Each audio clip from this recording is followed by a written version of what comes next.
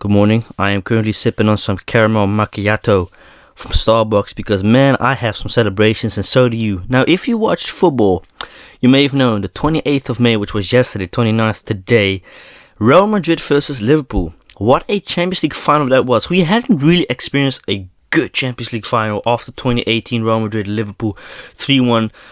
But today is a video speaking about football basically. Yes, it has been quite a while since I have made a video about football. I felt like that, except like shooting.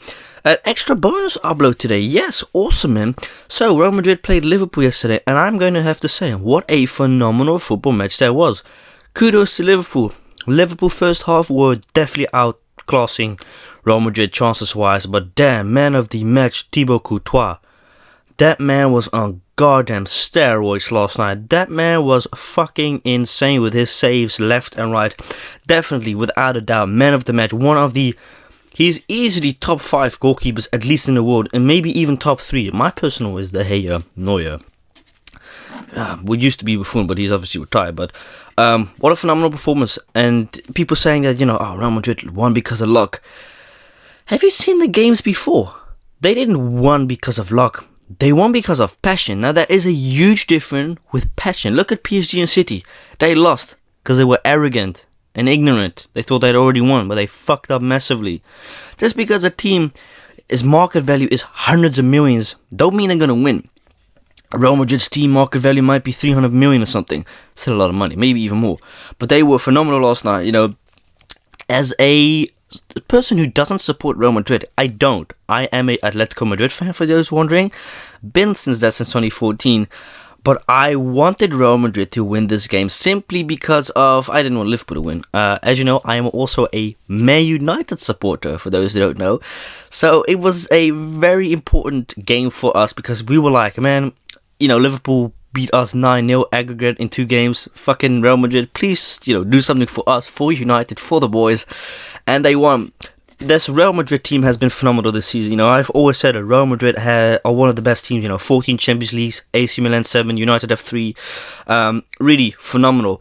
But I have to also give credit to Liverpool. Liverpool were very, very good this season. I'm going to have to agree. Liverpool now, compared to 4 years ago, what a change in team Jurgen Klopp has provided. How you guys went from, who was the goalkeeper, Karius to Alisson it was? Really good keeper. But we gotta also talk about the defensive stats last night. Yet again, Trent Alexander-Arnold. A lot has been spoken about him last night. And this morning, I'm waking up, I'm looking at TikTok, scrolling through. He's getting quite the negativity around him. Because we always said, Trent Alexander-Arnold, I have to admit, even as a United supporter, he is a very good offensive player.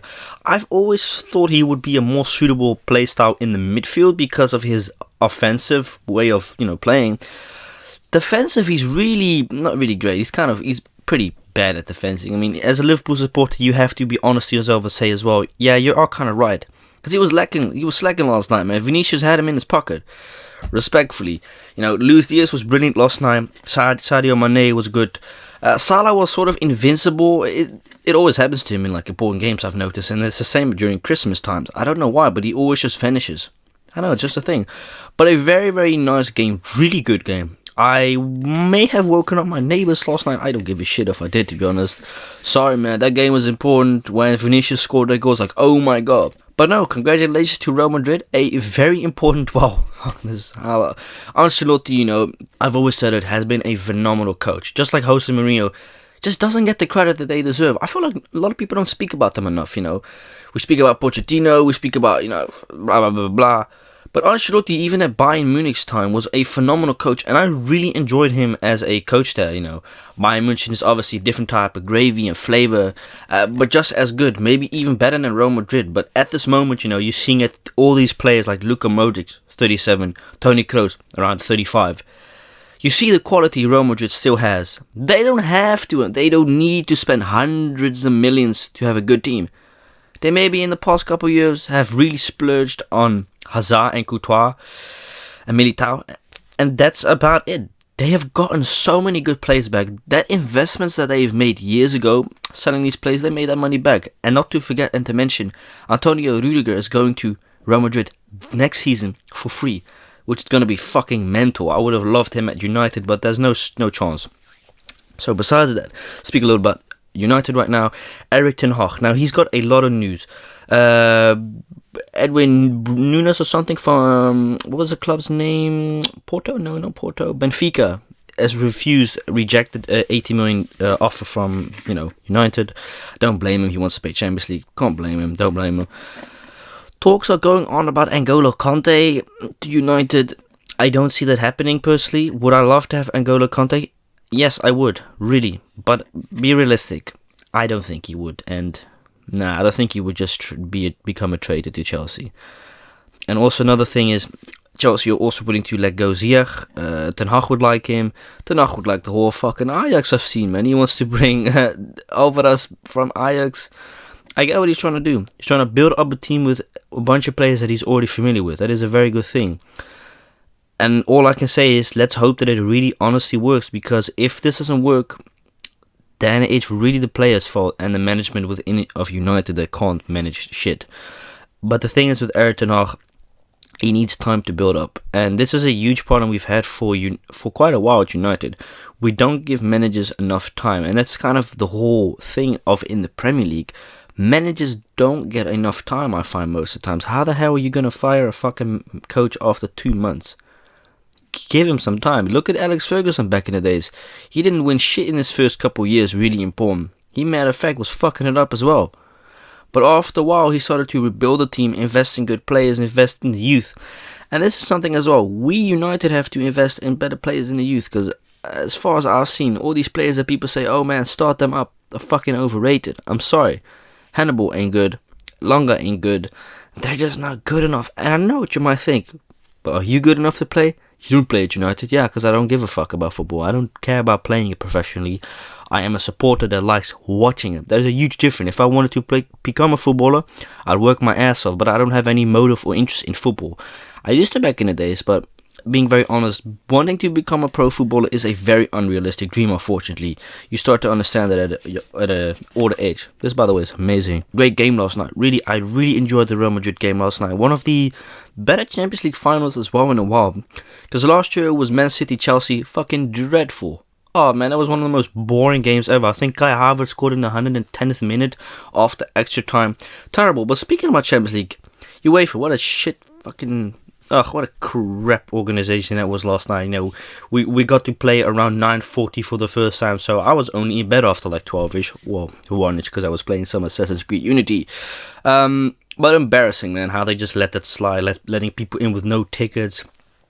Seeing how understaffed they actually were with people climbing over the fence. Like, how can you have such a big organization, but only have like 3 or 4 people at the front gate? Come on, man. You're making billions a year. Yet your stewards are underpaid. There's, you know what I mean? Like, it's corruption. We've all said it though. Like, that's the funny thing about UEFA. We've always said it. UEFA is a corruption organization. Shit, look what comes above. Look at the stuff that happened years ago. I don't know what the guy's name was, but I think he got fired or he sacked himself or retired. But allegations that were actually true eventually found out that they were fucking not paying tax, basically. Whoa, how surprising. Not paying tax. Man, I didn't expect that. Oh, come on, bro. Every company tries that shit once in a while, trying to avoid tax. I can't blame them because the tax that they have to pay is massive. But then yet again, they make so much money. What's a couple of tens of millions to tax for you guys if you make billions a year? But yeah, congratulations to Real Madrid. They really deserved it. It's a shame for Liverpool. I have to admit, Liverpool have been phenomenal this season. And even I have had to say, I enjoyed watching them this season. That is something you won't hear from my grandfather. Well, because he's dead, first of all. Even if he was alive. That's the thing. My grandfather never complimented the rival team. Because my grandmother, Anna, she's a Liverpool supporter. So you know how that goes in the house. When United play Liverpool and Liverpool win against United, let's just say I don't want to talk to her for a while. No, but there's always mutual respect. Football is football. Besides that, shouldn't have no politics and other stuff in that. But yeah, congratulations, Real Madrid. Really enjoyable play style. And just an overall very, very good team. You can see that the passion's in that team and that they wanted it. And well, even though they weren't the best team, first half, Liverpool were definitely the better team. Courtois was fucking unbelievable. I don't know what in God's name was up with him last night. I don't know if he had steroids taken in or whatever, but goddamn, he needs a drug test, because that was not a normal performance of a goalkeeper. I hadn't seen a goalkeeper perform like that in quite some time. Congratulations, though. So, yeah, Champions League winner, awesome. And let's see who wins it next year. Honestly, I can't even tell you who would win next year. But I can tell you right now, it is definitely going to be a team with passion. And shit, it might even be Real Madrid next season. But my preferences would be for next season, I would like to see Barcelona aren't in the first four, so that's going to be no. I would like to see AC Milan win it next year, but they might not, but they might. But yeah, thank you so much for watching. I'll check you guys later, man. Hey, peace out.